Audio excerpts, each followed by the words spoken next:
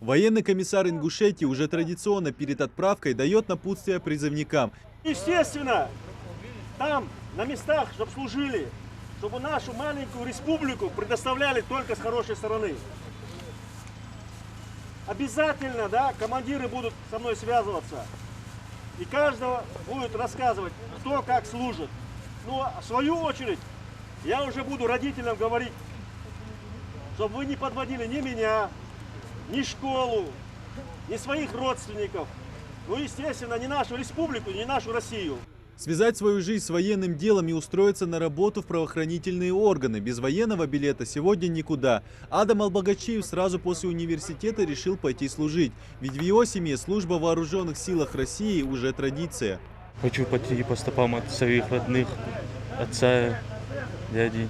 Год службы призывников не пугает. Солдат осваивает только профессиональные дисциплины и совершенствует себя на протяжении всего срока службы. Правда, некоторые ребята не ограничиваются обязательным годом. К примеру, Гилани Даурбеков уже давно в военных структурах и за это время ни разу не пожалел, что выбрал этот путь. Я сам отдал в долг родине, 7 лет отучился в Горском кадетскорпус. Сейчас служу в городе Воронеж. Армия дает такой урок жизненный, прям очень важный, что стимул. После армии можно даже остаться по контракту, отслужить или поступить в военное заведение, высшее военное. Я считаю, что призыв отдать долг родине самое важное. Для безопасной подготовки и отправки призывников в период пандемии была проделана большая работа. Это результат общих усилий различных ведомств, но больше всего хочется отметить именно медицинских работников, рассказывает военный комиссар. Почетными грамотами сегодня награждают всех медиков без исключения.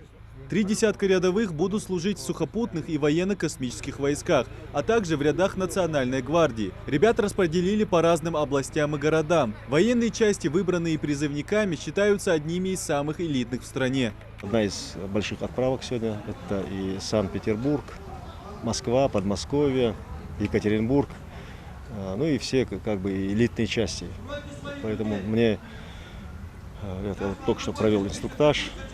Поговорил с водителями, с старшими, которые прибыли сюда, с ребятами, дали красивые напутственные слова. Я думаю, что, в принципе, как и наши ребята служат, я думаю, и эта группа пойдет, покажет и ездил наш ингушский там в частях и достойно отслужат и приедут.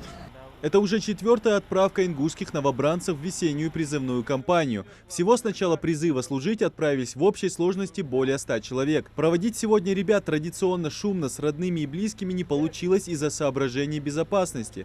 Впереди у ребят 12 месяцев службы. Идрис Ижиев, Магомед Шаухалов, Новости 24.